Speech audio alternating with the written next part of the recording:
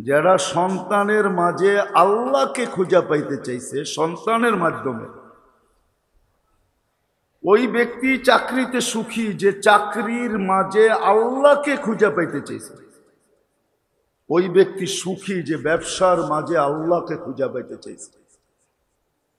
ওই ব্যক্তি সুখী যে সম্পর্কের মাঝে আল্লাহকে খুঁজে পাইতে চাইছে, বা সম্পর্কের মাধ্যমে আল্লাহকে পাইতে চাইছে, সেই সুখী। যান আপনি তালাশ করেন আপনি, সে সুখী যে চাকরির মাধ্যমে আল্লাহকে পাইতে চাইছে, চাকরি দিয়ে আল্লাহ পাইতে চাইতেছে, সে চাকরি দিয়ে সুখী। ব্যবসা দিয়ে যে আল্লাহ পাইতে চাইছে সে সুখী। আমাদের এই অস্তিত্বের ভিতরে যা কিছু আছে, সম্পর্কগুলা আর আমাদের পজিশন, অবস্থান, সবকিছু আল্লাহ পাওয়ার জন্য। কিন্তু কথা একটা এটাও আছে যে আল্লাহ যদি দুনিয়াতে না পাইলাম, তাহলে এই সময়টাকে ধরে রাখা যাবে না। এটা তো তার গতিতে কাটবে, কেননা সূর্যের উপরে কারো কন্ট্রোল নাই, ঘড়ির কাঁটা কারো অধীন নয়। এটা তার গতিতে চলবে, আমাকে সীমারেখা পর্যন্ত পৌঁছাবে। কিন্তু এরপরে যে একটা জীবন আসতেছে আখেরাত, যেটা চিরসত্য, ওটা আল্লাহ পাওয়া ব্যতীত এক সেকেন্ডও চলবে না। তো ওর চলবে যার যে আল্লাহ পাবে,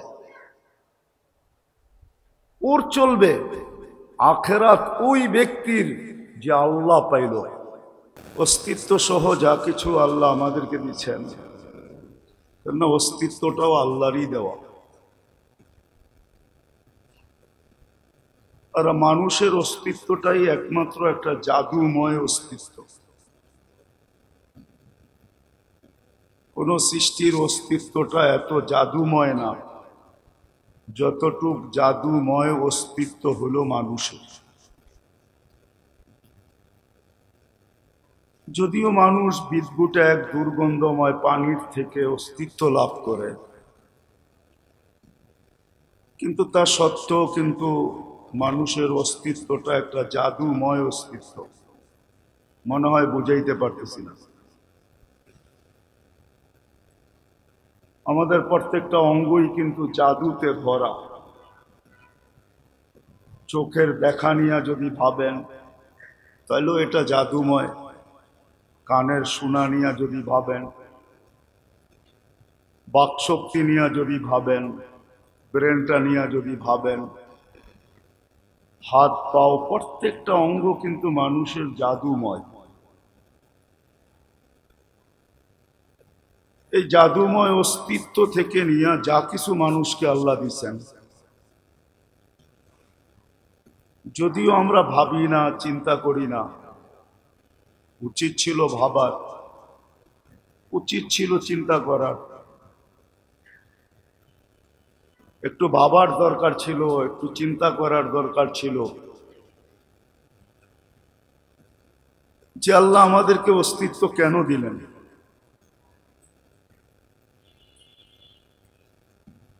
আসলে আমাদের অস্তিত্বটা এবং অস্তিত্বের সাথে যত কিছু সংযুক্ত, সব কিছু কিন্তু আল্লাহকে পাওয়ার জন্য দিয়েছেন। মনে হয় বুঝাইতে পারতেছি না। আল্লাহকে পাওয়ার জন্য দিয়েছেন, আল্লাহকে সঙ্গে নেওয়ার জন্য দিয়েছেন, আল্লাহকে কাছে করার জন্য দিয়েছেন।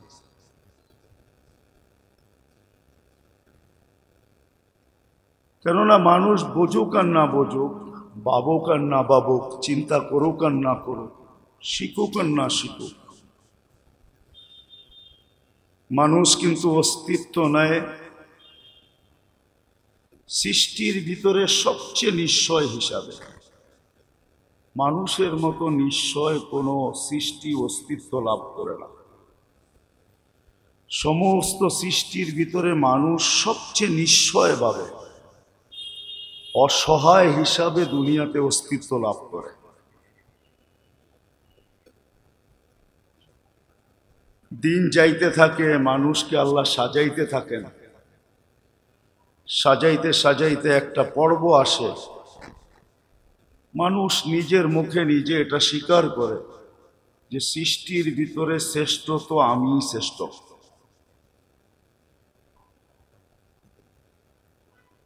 বিদায় যে মানুষটাকে আল্লাহ বিলকুল নিঃস্বয় হিসাবে অস্তিত্ব দিলেন, তারপরে আল্লাহ সাজাইলেন। সাজাইতে সাজাইতে একটা পর্ব আসলো যে মানুষই স্বীকারোক্তি দিতে শুরু করলেন যে আমার চেয়ে শ্রেষ্ঠ সৃষ্টির ভিতরে কেউ নাই। আর এই স্বীকারোক্তিটা সত্য। কোরআনও বলে ওয়ালাকাদ কাররামনা বনি আদম, মানুষ তোমাকেই শ্রেষ্ঠত্ব দিলাম।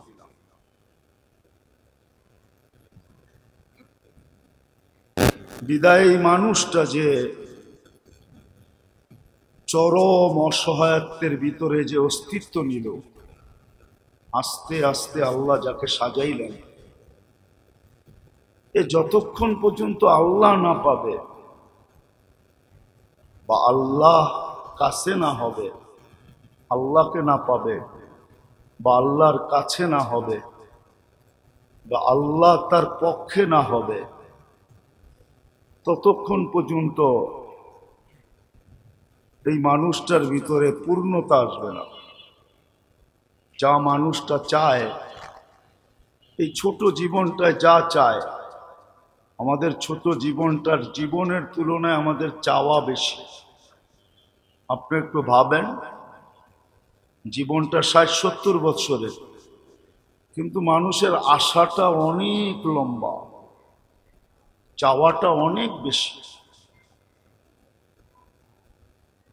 বিদায় মানুষ যদি চায় যে আমার ভিতরে আমি পূর্ণতা আনব, আল্লাহ পাওয়া ব্যতীত এই মানুষটার ভিতরে কোনো দিন পূর্ণতা আসা সম্ভব না, যতক্ষণ পর্যন্ত সে আল্লাহ না পাবে।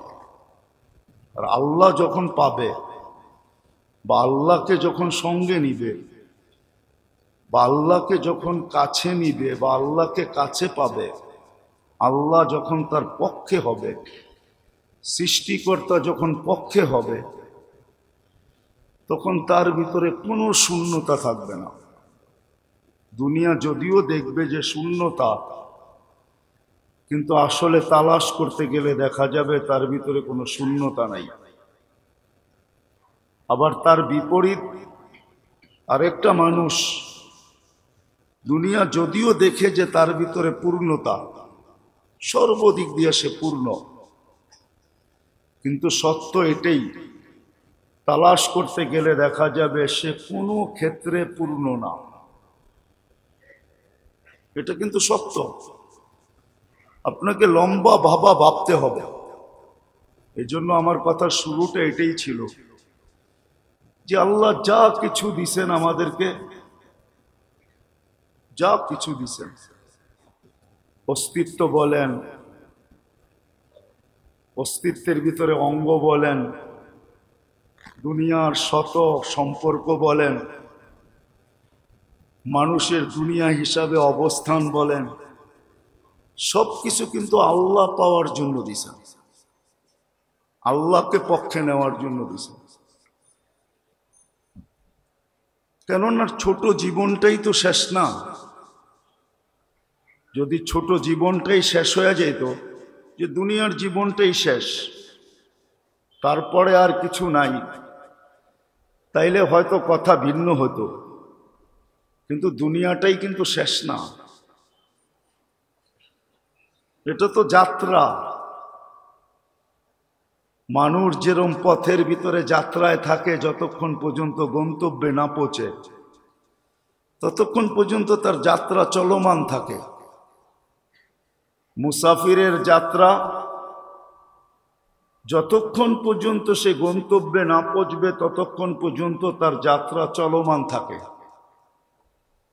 যখন যাত্রায় গন্তব্যে পৌঁছে তখন জিপিএস পর্যন্ত শব্দ দেয়, আওয়াজ দিতে থাকে যে ডাইনে বা বামে তোমার ডেস্টিনেশন, ডাইনে অথবা বামে, অথবা তুমি গন্তব্যে পৌঁছে গেছো।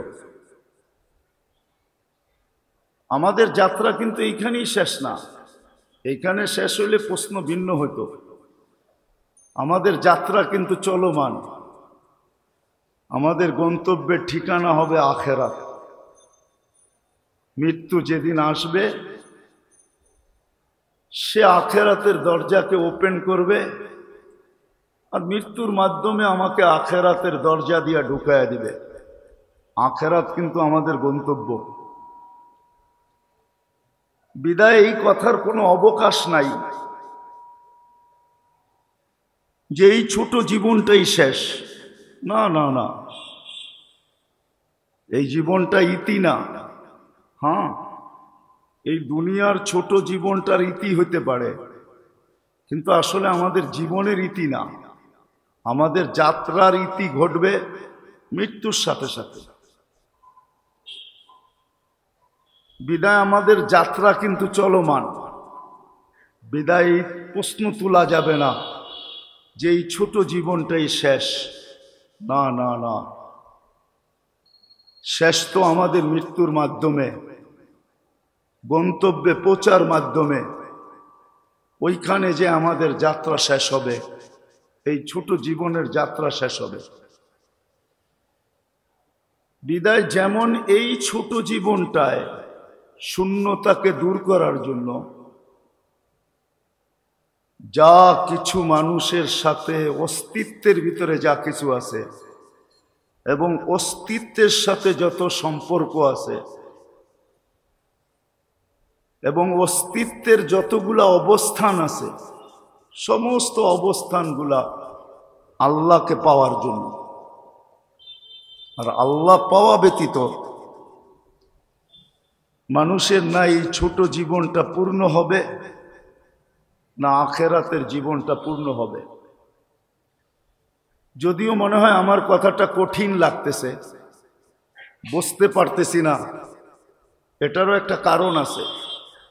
আমাদের বিবেক, বুদ্ধি, বিদ্যা এবং আমাদের মনটা, এই চার জিনিস আমাদেরকে সঠিক জিনিস বুঝতে দেয় না। আমাদের বিবেকও কিন্তু আমাদেরকে বুঝতে দেয় না, আমাদের বুদ্ধিও আমাদেরকে বুঝতে দেয় না, আমাদের বিদ্যাও আমাদেরকে বুঝতে দেয় না, আমাদের মনটাও আমাদেরকে বুঝতে দেয় না। হ্যাঁ, বুঝতে দিত যদি আমি ভাবতাম, কখনো চিন্তা করতাম যে বিবেকটাও কিন্তু আল্লাহর দেওয়া, বুদ্ধিটাও কিন্তু আল্লাহরই দেওয়া, বিদ্যাটাও কিন্তু আল্লাহরই দেওয়া। অস্তিত্বটা যেরকম আল্লাহর দেওয়া অস্তিত্ব, এর ভিতরে যা কিছু আছে সবই কিন্তু আল্লাহর দেওয়া। এই জন্য আবারও পিছনে ঘুরে যাইতেছি। যদি বুঝে আসে আমাদের এই অস্তিত্বটা, এর ভিতরে যা আছে সম্পর্ক, অবস্থান, মানুষের দুনিয়াতে এক একটা অবস্থান আছে। কেউ চাকরির লাইন, কেউ ব্যবসার লাইন, কেউ এটা, কেউ সেটা। যত অবস্থানই থাকুক না কেন, সবকিছু আল্লাহকে পাওয়ার জন্য দিছে। আর মানুষ যখনই আল্লাহ পাবে, কসম খোদার, এই ছোট জীবনটাও পূর্ণতা আসবে, আর চিরদিনের পূর্ণতা সে অর্জন করবে। এই কথাটাও মনে রাখা উচিত। আমরা কিন্তু যাত্রী, যাত্রা আমাদের চলমান। যেই কোনো মুহূর্তে আমি গন্তব্যে পৌঁছতে পারি। এটার জন্য কোনো সময় নির্ধারিত আছে, কিন্তু মানুষের কাছে এটার নলেজ নাই। মানুষকে আল্লাহ এটা জানতে দেন নাই, আর দিবেনও না। দুনিয়া যদিও নাকি মেশিনারি লাইনে বড় উন্নত, কিন্তু আজ পর্যন্ত কোনো মেশিন আবিষ্কার হয় নাই, আর কোনোদিন হবেও না বলে আশা করি, যে মানুষের গায়ে লাগাবে আর বইলা দিবে তুমি এতদিন বাঁচবে, ওই মুহূর্তে মারা যাবে। এরকম কোনো মেশিন আসে নাই, আর আসবেও না। বিদায় যেই কোনো মুহূর্তে আমরা গন্তব্যে পৌঁছতে পারি।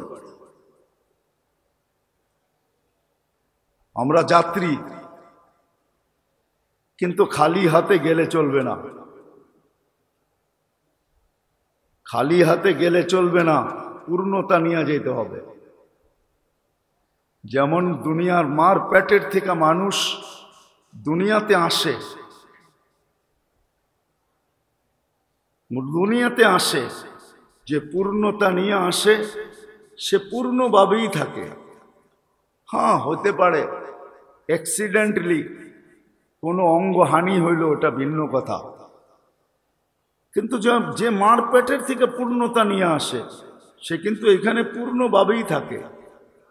আর মার পেটের থেকে যে পূর্ণতা না নিয়ে আসে, দুনিয়া টেকনোলজিতে বড় পারদর্শী, এটা আমি স্বীকার করি, অস্বীকার করার কোনো সুযোগ নাই, কিন্তু প্রতিবন্ধী মার পেটের থেকে যে আসে, এই দুনিয়ায় আজ পর্যন্ত কোনো মেডিসিন তৈরি হয় নাই যে তার অপূর্ণতাকে পূর্ণতায় রূপান্তরিত করবে।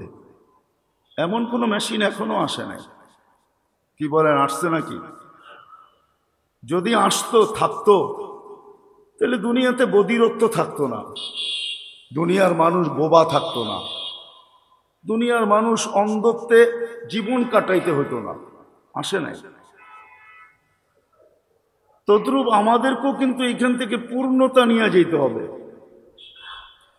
যেমন ছোট জীবনটায় আমরা পূর্ণতা চাই, এমন আল্লাহও কিন্তু চায়।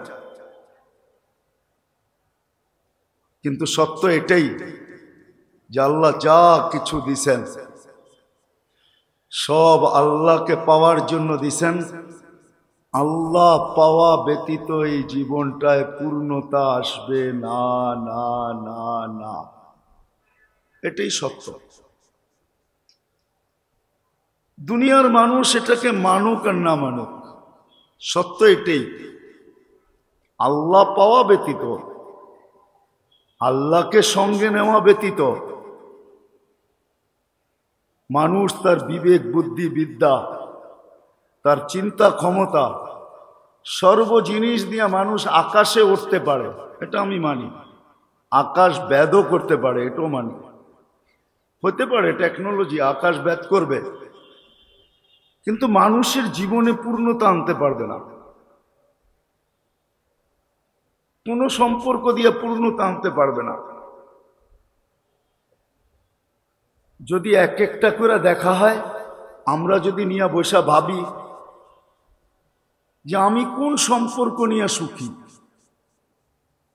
কি আপনারা যেই কজন এখানে বসা আছেন, কেউ কি হাত উঠে বলা যাবে যে আমি এই সম্পর্ক নিয়ে 100-তে 100 খুশি, সুখী? কেউ আমরা হাত তুলতে পারবো না। এমনকি এটাও বলতে পারবো না যে আমি আমাকে নিয়ে সুখী। আমি কিন্তু আমাকে নিয়েও সুখী না। আমি একটা একক দেহ আমার, আমি আমাকে নিয়েও কিন্তু সুখী না। এটাই স্বীকারোক্তি দিতে হবে। সম্পর্কগুলা নিয়ে যেরকম আমরা সুখী না, আমরা কিন্তু আমাদেরকে নিয়েও সুখী না। প্রত্যেক ব্যক্তি নিজেকে নিজে নিয়ে সুখী না। এরকম আমরা কিন্তু অবস্থান নিয়েও সুখী না। কেউ কোনো জায়গায় সুখী না। আমি আঙ্গুল উঠে দেখাইতে চাইতেছি না, দেখাইলে দেখানো যায়। ব্যবসায়ী ব্যবসা নিয়ে সুখী না, কিন্তু চাকরিজীবী চাকরি নিয়ে সুখী না। সুখী না হওয়ার কারণটা কি? বোঝা গেল আল্লাহ পাওয়া ব্যতীত সুখী কেউ হবে না। আর যে আল্লাহ পাবে, কসম খোদা, সে তো এক কাপড়ে সুখী হবে, এক কাপড়ে। বিশ্বাস হয় না আপনাদের? পুরা ঘরে এক কাপড়, স্বামী স্ত্রী দুইজনের সংসার এক কাপড়। স্ত্রী হাসতেছে আর খুশিতে আত্মহারা নাচতেছে, আর স্বামীর কাঁধে হাত রেখা বলতেছে আমি জান্নাতি।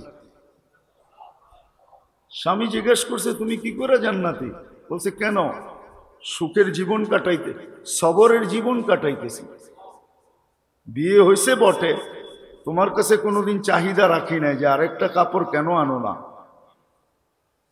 তুমি যে আনো না এটার জন্য কোনোদিন অভিযোগের আঙ্গুল তুলি নাই। সবর করতেছি, সবরের বদলা জান্নাত।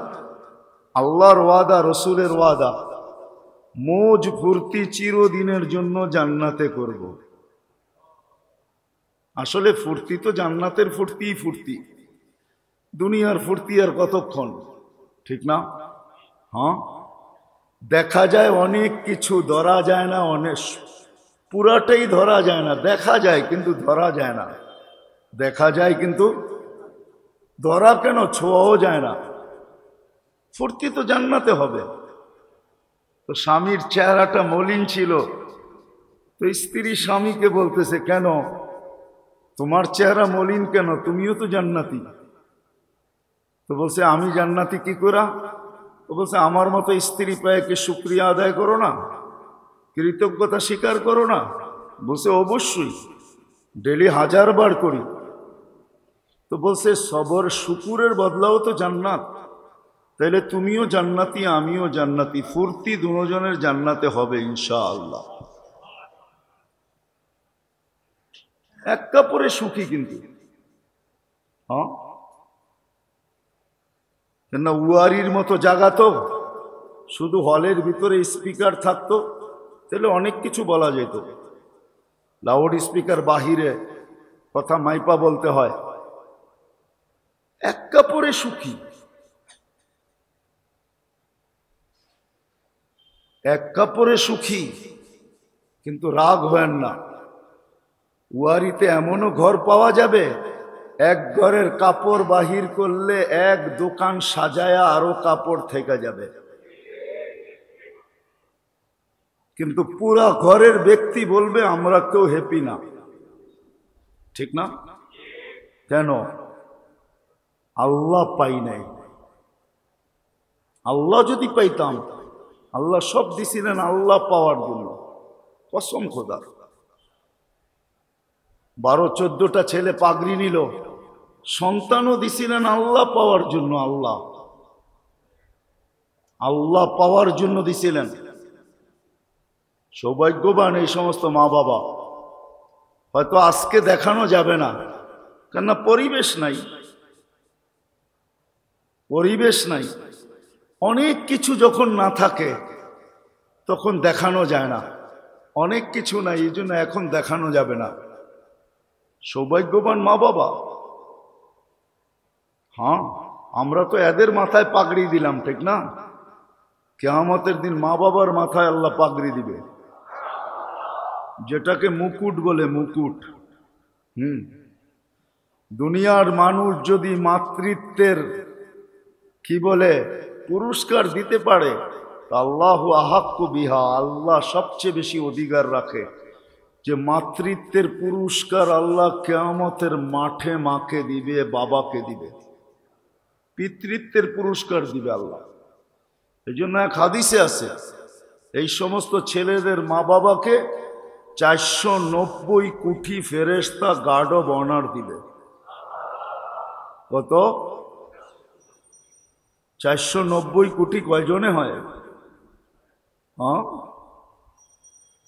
490 কোটি ফেরেশতা গার্ড অব অনার দিবে। আবার প্রত্যেকের হাতে এক একটা করে মা বাবার জন্য উপটোকন থাকবে, উপটোকন। কেমন হবে? সন্তানও দিছিলেন আল্লাহ পাওয়ার জন্য। আর কসম খোদার, এটাই সত্য, এটাই সত্য, সত্য এটাই যে মা বাবা সন্তানের মাঝে আল্লাহকে খুঁজে পাইতে চাইছে। যেই মা বাবা সন্তানের মাঝে আল্লাহকে খুঁজে পাইতে চায় বা খুঁজে পাওয়ার চেষ্টা করে, ওই সমস্ত মা বাবাই সন্তান নিয়ে সুখে আছে। বিশ্বাস হয় না আপনাদের? হ্যাঁ, এরাই সুখে আছে, এরাই কিন্তু সুখে, বড় সুখে আছে এরা, বড় সুখে আছে যারা সন্তানের মাঝে আল্লাহকে খুঁজে পাইতে চাইছে সন্তানের মাধ্যমে। ওই ব্যক্তি চাকরিতে সুখী যে চাকরির মাঝে আল্লাহকে খুঁজে পাইতে চাইছে। ওই ব্যক্তি সুখী যে ব্যবসার মাঝে আল্লাহকে খুঁজে পাইতে চাইছে। ওই ব্যক্তি সুখী যে সম্পর্কের মাঝে আল্লাহকে খুঁজে পাইতে চাইছে, বা সম্পর্কের মাধ্যমে আল্লাহকে পাইতে চাইছে, সেই সুখী। যান আপনি তালাশ করেন, তালাশ করেন আপনি, সে সুখী যে চাকরির মাধ্যমে আল্লাহকে পাইতে চাইছে, চাকরি দিয়ে আল্লাহ পাইতে চাইতেছে, সে চাকরি দিয়ে সুখী। ব্যবসা দিয়ে যে আল্লাহ পাইতে চাইছে সে সুখী। এই জন্য মোটা কথা, শেষ জায়গায় আমি চলে আসছি, লম্বা আর করব না। আমাদের এই অস্তিত্বের ভিতরে যা কিছু আছে, সম্পর্কগুলা আর আমাদের পজিশন, অবস্থান, সবকিছু আল্লাহ পাওয়ার জন্য। কিন্তু কথা একটা এটাও আছে যে আল্লাহ যদি দুনিয়াতে না পাইলাম, তাহলে এই সময়টাকে ধরে রাখা যাবে না। এটা তো তার গতিতে কাটবে, তার গতিতে কাটবে। কেননা সূর্যের উপরে কারো কন্ট্রোল নাই, ঘড়ির কাঁটা কারো অধীন নয়, এটা তার গতিতে চলবে, আমাকে সীমারেখা পর্যন্ত পৌঁছাবে। কিন্তু এরপরে যে একটা জীবন আসতেছে আখেরাত, যেটা চিরসত্য, ওটা আল্লাহ পাওয়া ব্যতীত এক সেকেন্ডও চলবে না। তো ওর চলবে যার, যে আল্লাহ পাবে, ওর চলবে। আখেরাত ওই ব্যক্তির যে আল্লাহ পাইল। হ্যাঁ, দুনিয়ার ভিতরে ভাগ আছে, আল্লাহ পাক আর না পাক, দুনিয়ার এই ছোট জীবনটা চলে যাবে, কেটা যাবে, কেটা যাবে। ভালো মতে ধ্যান দিয়ে শুনেন, আল্লাহর ডাকে যে সাড়া দেয় তারও কাটে। ডেলি কিন্তু আল্লাহ ডাকে আমাদেরকে, 5 বার ডাকে, ঠিক না? কি বলেন? কয়জন আমরা সাড়া দিই? কয়জন আসে? এদেরও কিন্তু কেটে যাবে, দুনিয়া কেটে যাবে, সীমা রেখায় সে পৌঁছবে, এটা আমি মানি। কেটে যাবে, ভালো কাটুক আর খারাপ কাটুক, সুখে কাটুক আর দুঃখে কাটুক, কেটে যাবে। কিন্তু আখেরাত আল্লাহ পাওয়া ব্যতীত কাটবে না। আখেরাত ওর জন্য যে আল্লাহ পাবে, দুনিয়া সবার জন্য। আল্লাহ পাইলেও কাটবে, না পাইলেও কাটবে। হ্যাঁ, আল্লাহ সঙ্গে থাকলেও কেটে যাবে, না থাকলেও কেটে যাবে। আল্লাহকে পক্ষে নিলেও কাটবে, না নিলেও কাটবে। বরং এটাও বলা যেতে পারে, এই ছোট জীবনটায় যে যত বেশি আল্লাহর থেকে দূরে থাকবে, সে তত বেশি ভাববে আমারটা ভালো কাটতেছে, সে তত বেশি এটা ভাববে যে আমি ভালো আছি। এটাও হইতে পারে যে তারটা ভালো কাটবে, কিন্তু এই ছোট জীবনটা কাটবে আল্লাহর থেকে দূরে থাকার দ্বারা। নাইলে হাদিস কোনোদিন আসতো না। জান্নাতুল কাফের, যে যত বেশি আল্লাহর থেকে দূরে, তার দুনিয়ার ফুর্তিটা তার তত বেশি অনুভব হবে, ফুর্তি মজা তত বেশি অনুভব হবে। সে তত বেশি ভাববে যে আমি এনজয় করতেছি, এনজয়। দেখেন না, আমাদের কিছু শব্দ আছে, যারা ইয়াং ওরা বেশি ব্যবহার করে এগুলা, যারা শিক্ষিত এরা ব্যবহার করে, যে এনজয়। সে ভাববে আমি বড় এনজয় করতেছি। যদিও এনজয়ের সংজ্ঞা ভিন্ন, কিন্তু সে ভাববে আমি বড় এনজয় করতেছি, আমি বড় সুখে আছি, আমি বড় ভালো আছি, এটা সে ভাববে।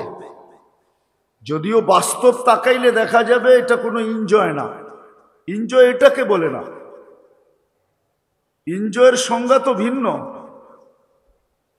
তো আল্লাহ পাওয়া ব্যতীত এই দুনিয়াটা কেটে যাবে, কিন্তু আখেরাত এক মুহূর্ত আল্লাহ পাওয়া ব্যতীত কাটবে না।